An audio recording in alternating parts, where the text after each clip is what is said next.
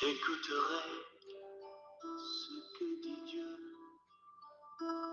car il est droit pour qui écoute.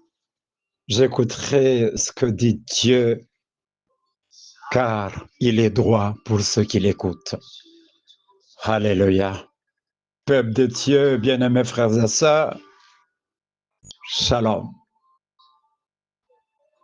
Nous continuons l'enseignement sur la transformation et l'intendance spirituelle. Et ce matin, sans plus tarder, j'attaque rapidement les sous-thèmes concernant les secrets de la bénédiction. Les secrets de la bénédiction. Appuyons-nous sur l'écriture de Matthieu, chapitre 25, un seul verset, le 29e. Là, il est écrit, « Car à chacun qui a, il sera donné, et il sera dans l'abondance. Mais à celui qui n'a pas, cela même qu'il a, lui sera ôté. » Parole du Seigneur. Vaut mieux que tout ce que tu as délivrance. Matthieu 25, 29, un verset très court, mais très profond. Frères et sœurs, les sources de bénédiction de notre Dieu sont infinies. Nous devons bien les connaître. Les bénédictions de notre Dieu ne tarissent jamais. Comme j'y ai insisté la fois passée, un trésor nous a été donné afin de nous attirer les bénédictions de Dieu en le fructifiant, évidemment, en nous accrochant à la grâce de Dieu et non dans les péchés et non dans ce qui est temporel. Ceux qui reçoivent des talents et les fructifient, c'est une vérité, ils sont bénis. Mais ceux qui ne font rien restent les mains bredouilles. Chacun de nous a non seulement une source de bénédiction, mais il est lui-même une source et un vase de bénédiction. S'il met en pratique la parole de Dieu, c'est une richesse. Mais s'il préfère la paresse, eh bien, il récolte le sommeil et la pauvreté.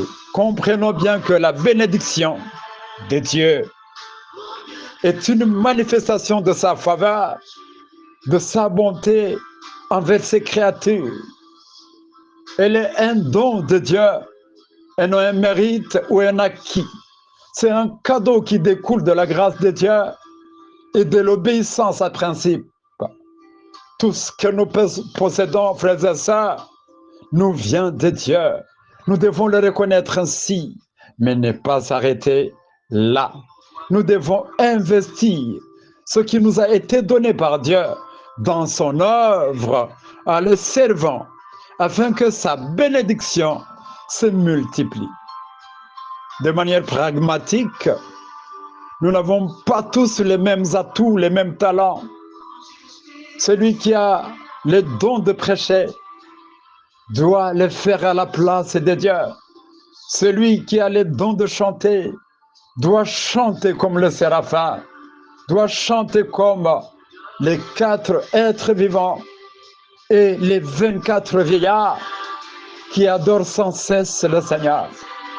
Frères et sœurs, nous avons chacun quelque chose que Dieu nous a donné. Si nous le mettons à son service par la foi et non pour être vus, nous serons bénis. Vous savez, chaque fois que je médite sur la prophétie de Malachie 3,16, là où je lis qu'il y a un livre de souvenirs que Dieu ouvre souvent pour écrire ce qui honore Dieu pour y écrire leurs actions, sincèrement, je me pose plusieurs questions. Qu'est-ce qui est écrit devant mon nom? Quelles sont des actions que j'aurais faites dans ma vie et qui auraient plu à Dieu? Et il les a écrites dans ce livre. Et la troisième question, et si devant moi, devant mon nom, rien n'y est écrit, est-ce bon pour moi? Que faire? Frères et sœurs, l'épître aux Hébreux chapitre 6, 10, dans la version Darby nous dit, Dieu n'est pas injuste pour oublier votre œuvre et l'amour que vous avez pour son nom, ayant servi les saints et les servant encore. Lorsqu'un enfant de Dieu sert fidèlement Dieu,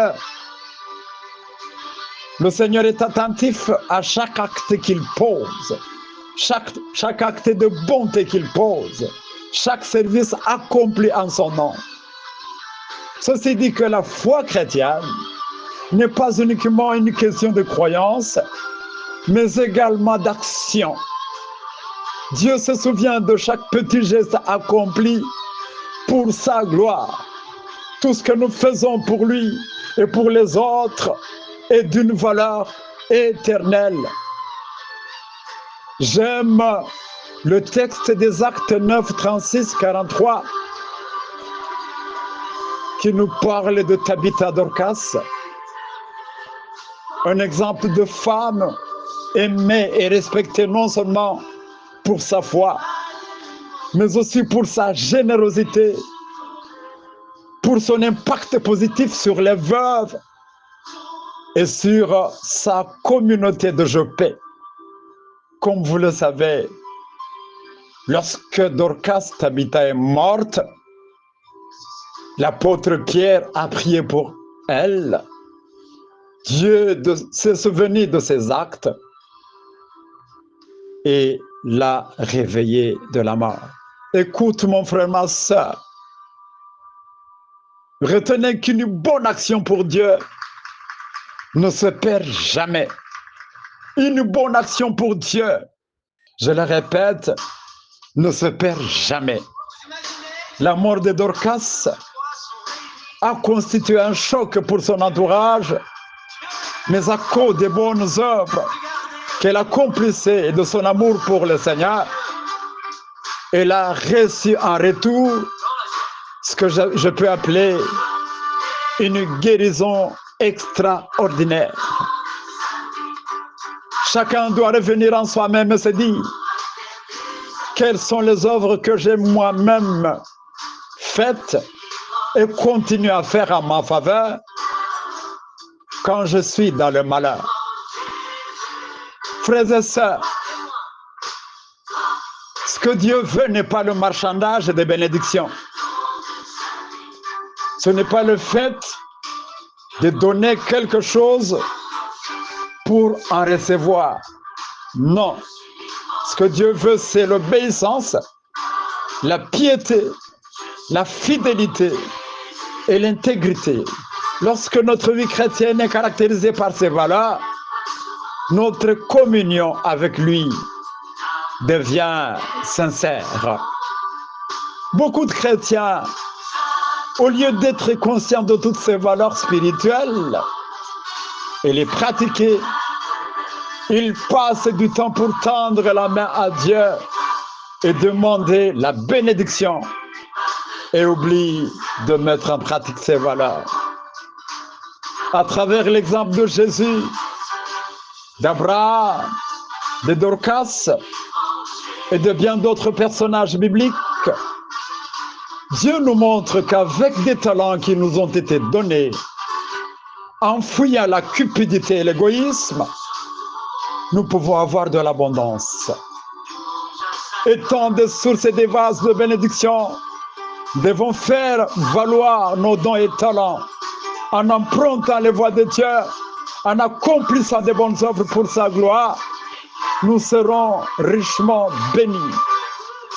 Au cas contraire, si nous ne faisons rien avec le talent que Dieu nous a donné, comme nous l'avons bien lu, il nous sera enlevé. Mettons-nous au travail pour Dieu et pour le prochain. Que nos œuvres parlent plus que nos bouches. Que Dieu bénisse sa parole et que le Saint-Esprit visite chacun et l'aide à mettre en pratique ce message que nous venons de partager. Au nom de Jésus-Christ. Amen.